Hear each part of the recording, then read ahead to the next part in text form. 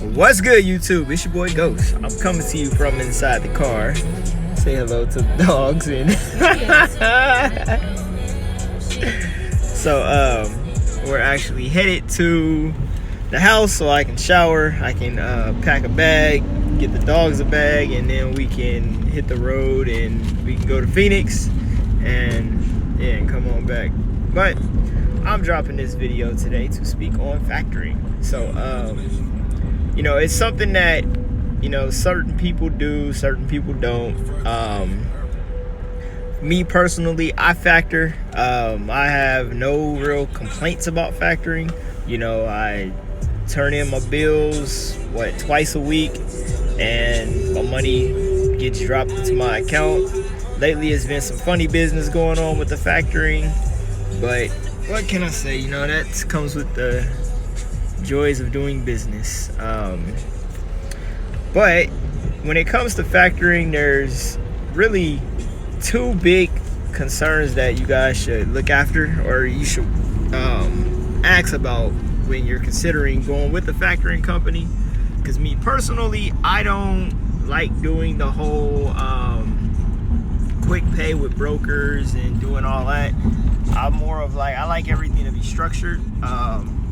When it comes to my factoring company, everything that I do, I can log in and I can see every single broker, every single shipper that I've dealt with, because I factor not only truck loads, but also brokerage. I broker too through my factoring company. But that's another video for another day. So when I get on there, it gives me a scheduled breakdown of everything that basically I factored in. It tells me all the names of either the brokerages or the shippers that I've factored my loads with, and all of the shippers, all of the brokers, they send the checks to my factoring company. Any checks they get sent to me, I just put them all in a FedEx envelope and shoot them straight to where they need to go.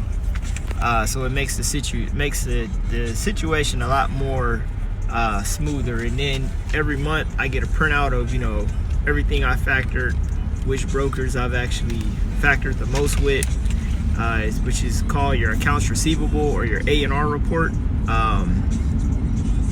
It's just, for me, my factoring company just makes all that so much more organized. And also when it comes to taxes, it makes doing my taxes so much easier, because I can keep track of everything that I've basically, all the money I've made for the year. Like in 2018, I did 2.2 million, which the factoring company only took 1%. People ask me all the time, well, how do you get a 1% rate? That's because one of my other business did a guaranteer. It was the guaranteer for the trucking company and for my factoring. So if my trucking company can't pay the debt or whatever, my other business will back it up. So that's how I'm able to get such a low rate. And the fact that I factored so much money is another reason why my rate is as low as it is. The average that a small carrier or a new carrier is gonna pay with factoring should be no more than 5%. You can get 3% with certain factoring companies. Certain factoring companies you can get 2.5%. So it really makes a difference of who you go with, and also you want to go with either a non-recourse or recourse factoring company. I would suggest doing a non-recourse, because basically this is how the difference between the two. Recourse means if the broker doesn't pay the factoring company comes after you. Non-recourse means if the brokerage doesn't pay, then that's between the brokerage and the factoring company and their legal team to hash that out.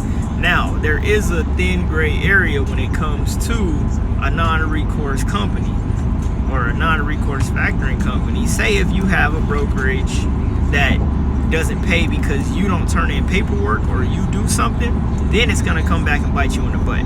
So that's really the only real time you're liable for not paying or having to pay for a broker not paying. Also, when it comes to certain loads, if there's a claim on a load and they put that on the bills, the factoring company will not factor that load because they know that this is a liability. So that's something else too that you gotta take into consideration as well. What type of actual, like what's going on with the bills. And there's other stuff to it. Like I said before, this is just a quick, synopsis of that. Like I say, certain people, when I first got into this, the first company I went with was Taft's, and they were charging me 5%. I probably factored maybe, I would say 10 loads at the most with them. I really didn't use them because I was doing the whole waiting anything under 1,000. I was just factoring anything above it. I was just gonna wait the 30 days. But being a fleet, having to shell out money for fuel, breakdowns, paying drivers and all that, I figured, you know what, I'm not about to stress myself out. I'm not about to dig into my savings or anything like that to pacify that 30 days of not getting paid. So I basically was like, well, let me figure out, let me just start factoring, which I had changed factoring companies in January of 2018 to BAM Capital because I was, jumping into this whole brokerage thing and just really about to expand my business. And my projected growth was basically, I projected to do maybe 100K a month, but I surpassed that because, like I said before, just business was great and just booming. And a lot of people think like, oh yeah, you made all this money, but nobody really thinks about the taxes on that.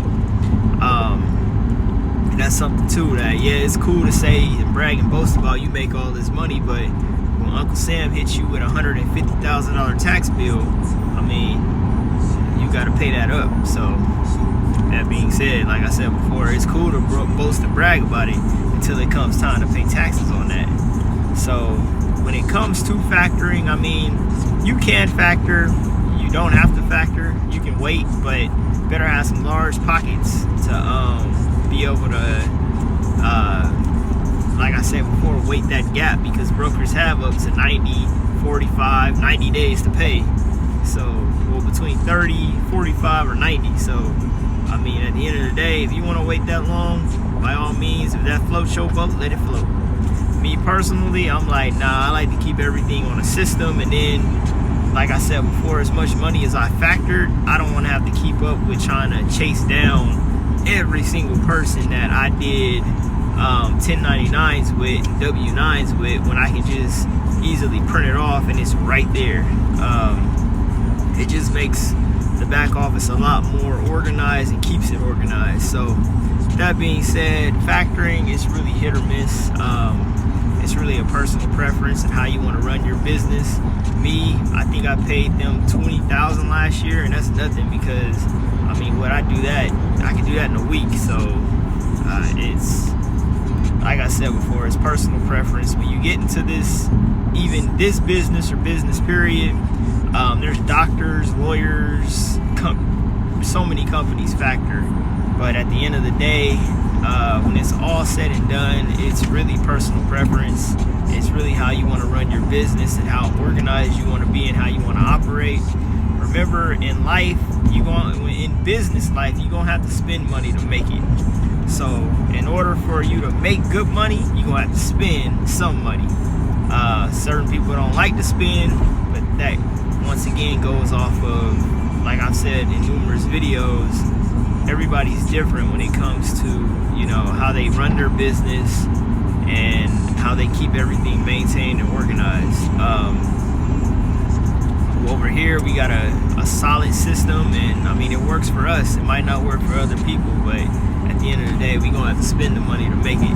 With that being said, love, peace, prosperity, and I hope you guys learned something from this video, and I will catch y'all on the next one. Deuces.